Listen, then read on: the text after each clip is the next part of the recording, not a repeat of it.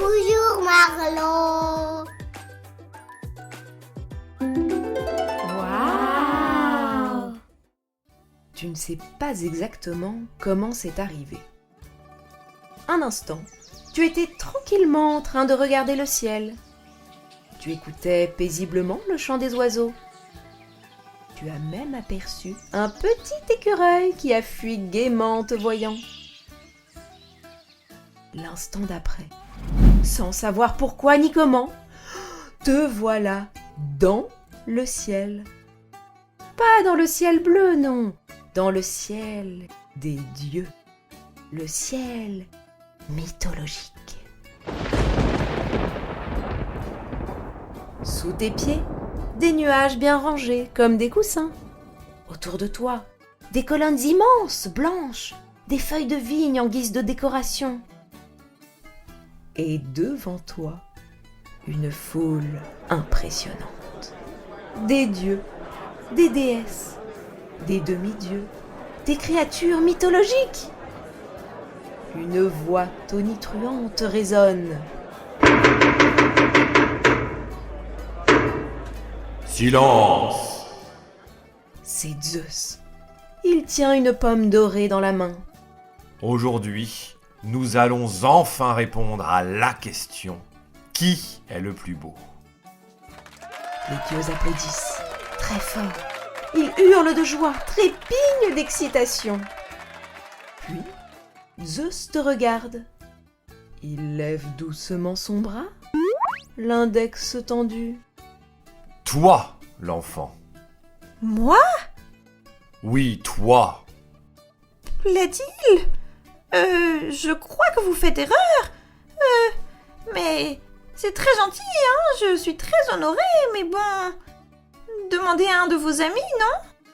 Les dieux ne peuvent pas juger les dieux, ils trichent. Mais non. Moi aussi, parfois. Tu seras le juge. Oh! Quel honneur! Vous êtes sûr?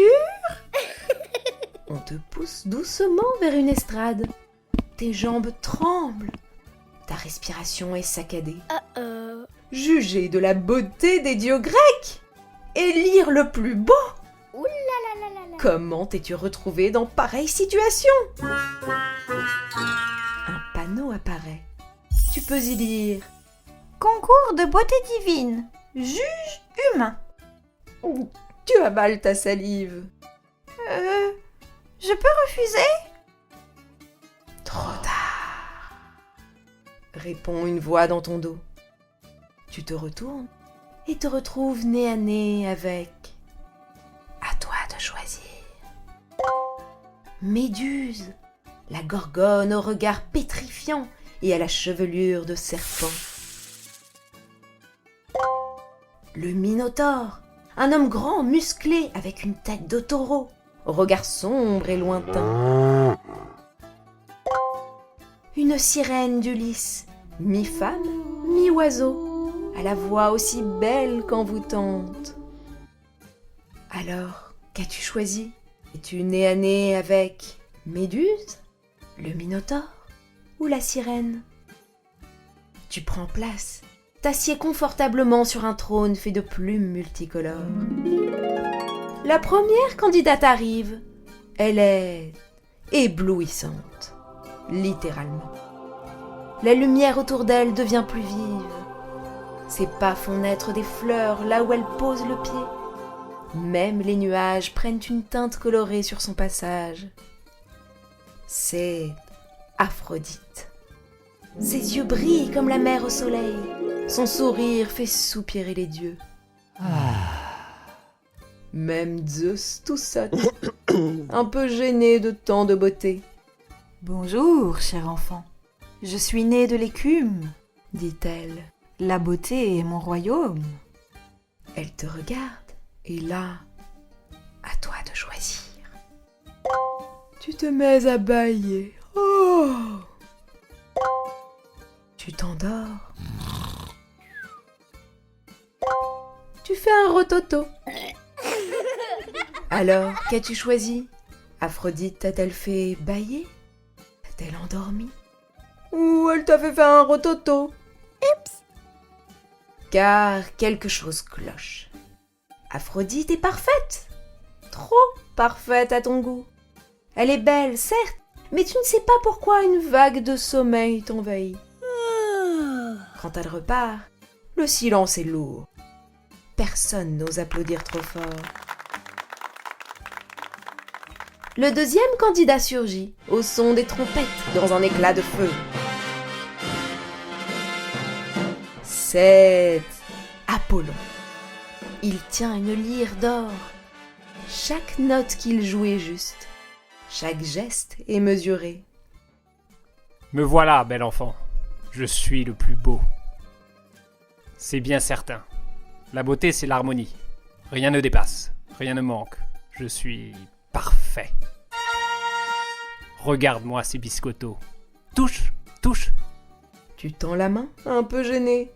Oui, monsieur. C'est sûr. Vous êtes très musclé. Bravo.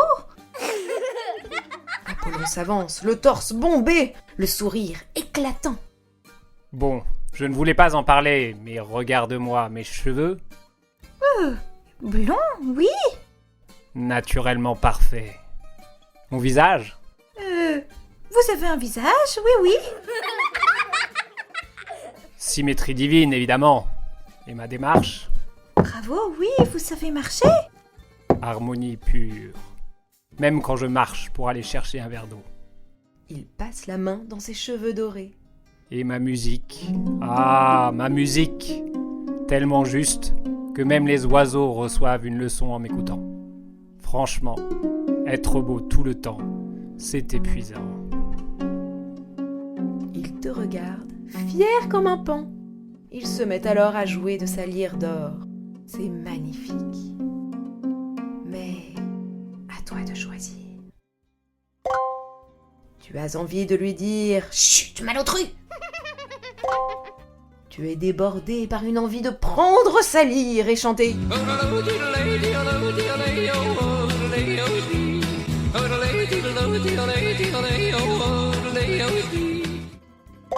Il te met en colère.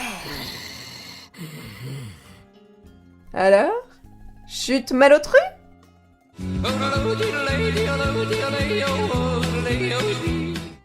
Ou il te met en colère? Apollon s'incline, fait un petit saut de cabri grotesque et quitte l'estrade. Les dieux applaudissent. Toi, tu as envie de rire devant son ridicule. Alors, un bruit sourd retentit. Quelqu'un arrive en boitant. C'est Héphaïstos. Il est couvert de suie. Une jambe traîne un peu. Ses mains sont brûlées, rugueuses. Il dépose sur l'estrade une création. Qu'est-ce que c'est? À toi de choisir. Un collier aux perles inégales. Chaque perle brille différemment selon la personne qui regarde le bijou. Un masque asymétrique. Quand on le porte, il révèle les émotions au lieu de les cacher. Une coupe fêlée. Lorsqu'on y verse de l'eau, une petite lumière s'échappe par la fissure. Héphaïstos te regarde, l'air apparemment gêné. « J'ai fait de mon mieux », dit-il simplement. Les dieux murmurent. « Ce n'est pas très lisse. Il y a un défaut là !»« Elle est fendue, cette coupe. Les perles sont inégales !» Mais toi, tu ressens quelque chose. Un sourire te vient, puis une émotion bizarre, chaude. À côté de toi, tu entends une voix douce. Tu comprends, maintenant? Tu te retournes. C'est Narcisse. Vraiment? Narcisse s'assied à côté de toi, sur le bord de l'estrade. Ses pieds frôlent presque le bassin d'eau claire en contrebas. Veux-tu savoir? Demande-t-il doucement. Tu hoches la tête. Autrefois, j'étais beau. Enfin, on disait que j'étais beau. Tout le monde me le répétait. Les nymphes, les passants, même les dieux. Il esquisse un petit sourire. Moi, je n'avais rien demandé. Mais j'ai fini par les croire. Il baisse les yeux. Un jour, je me suis penchée au-dessus d'une source et j'ai vu un visage parfait, calme, lumineux, sans défaut. Il marque une pause. Je ne savais pas que c'était le mien. Autour de vous, le bruit des dieux s'est calmé. Même Zeus écoute son récit. C'est vrai? Je suis restée là, à admirer, à vouloir garder cette image, à ne plus lever les yeux. Sa voix tremble à peine. Je ne voyais plus les fleurs autour. Je n'entendais plus les voix. Je n'ai pas vu le temps passer. Il te regarde enfin. J'ai cru que la beauté était là, dans ce qui est parfait, dans ce qui ne bouge pas. Il secoue la tête. Non, non, non, non, non. Mais l'essentiel n'était pas dans le reflet. Il était dans ce que je ne regardais plus. Il désigne la création d'Héphaïstos. Regarde-la bien. Elle n'est pas parfaite. Elle a une faille, une hésitation, Oh. une émotion. Tu regardes à nouveau l'objet et tu comprends. La beauté Reprend Narcisse. se cache là où on ne l'attend pas, Wow. dans l'imperfection, dans le naturel, dans ce qui tremble un peu, dans ce qui est vrai. Wow. Il sourit. Vraiment, cette fois. Un silence s'installe. Pas un silence gênant, non, un silence doux. Héphaïstos relève la tête. Aphrodite cesse de sourire pour séduire. Incroyable. Apollon baisse les yeux, pensif. Même les nuages semblent retenir leur souffle. À ce moment-là, quelque chose d'incroyable se passe. À toi de choisir. Une pluie de lumière dorée tombe lentement du ciel, transformant chaque goutte en un étang de paillettes. Les colonnes de l'Olympe se couvrent soudain de fleurs sauvages, toutes différentes et délicieusement imparfaites. Un chant doux et un peu faux s'élève sans que l'on ne sache d'où il vient, faisant trembler même le cœur des dieux. Alors, que s'est-il passé? Est-ce la pluie de lumière? Les fleurs sauvages? Ou le doux chant est un peu faux? Zeus se lève lentement. La pomme dorée brille dans sa main. Le moment est venu. Juge humain, qui est le plus beau? 3 silhouettes se tiennent devant toi. Aphrodite avance d'un pas léger. Elle est toujours aussi éclatante.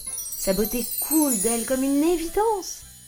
Mais dès que tu la regardes, tu ne peux pas t'empêcher de bâillir. Apollon redresse les épaules. Son regard est calme, sûr, parfaitement aligné. Tout en lui est juste, mesuré, idéal. Il a l'air sûr de lui. Il te fait un clin d'œil, persuadé d'être déjà vainqueur. Héphaïstos, quant à lui, reste là où il est. Il ne s'avance pas. Il regarde ses mains noircies, un peu inquiet. Oh oh oh. Tu sens ton cœur battre plus vite. Tu pourrais choisir Aphrodite, parce qu'elle est la beauté que tout le monde attend. Tu pourrais choisir Apollon, parce qu'il incarne la perfection. Puis, tu regardes Héphaïstos. Il lève les yeux. Non pas pour se montrer, non, pour voir si tu as compris. Tu repenses aux mots de Narcisse, à la fissure qui laisse passer la lumière, à l'émotion qui t'a surpris sans prévenir. Tu prends la pomme dorée. Elle est lourde, très lourde. Tu fais un pas, puis un autre. Tu t'arrêtes devant Héphaïstos. C'est pas possible. Les dieux murmurent. Lui? Le boiteux? Le moins parfait? Tu tends la pomme. J'ai choisi celui qui a des défauts, parce que c'est lui qui m'a fait ressentir quelque chose. Parce que sa création raconte une histoire. Parce que sa beauté ne cherche pas à gagner. Héphaïstos reste immobile. Moi? Oui, toi. La pomme glisse de ta main et tombe à ses pieds. Elle ne brille plus autant, elle est cabossée. Mais étrangement, elle est encore plus belle. Aphrodite ne se fâche pas. Elle regarde Héphaïstos autrement. Apollon soupire, puis sourit un peu. Narcisse ferme les yeux. Zeus éclate d'un rire profond. Ah ah ah, voilà longtemps qu'un humain ne nous avait pas autant surpris. Le ciel mythologique se transforme. Moins parfait, plus vivant. Ta mission est terminée. Tu peux rentrer chez toi, mais comment? À toi de choisir. Les nuages s'assemblent pour former un escalier que tu descends doucement jusqu'à la terre. La sirène d'Ulysse te propose de monter sur son dos et tu t'envoles avec elle. Les feuilles de vigne de l'Olympe se détachent et forment un bateau volant qui glisse entre les mondes. Alors, comment es-tu rentré? Par l'escalier en nuage, à dos de sirène d'Ulysse? Ou sur le bateau volant? Te voilà rentré chez toi, après cette aventure extraordinaire. Et il te tarde de dire à tes camarades de classe ce que tu sais maintenant, sans l'ombre d'un doute. Celui qui est le plus beau est celui qui est le plus vrai.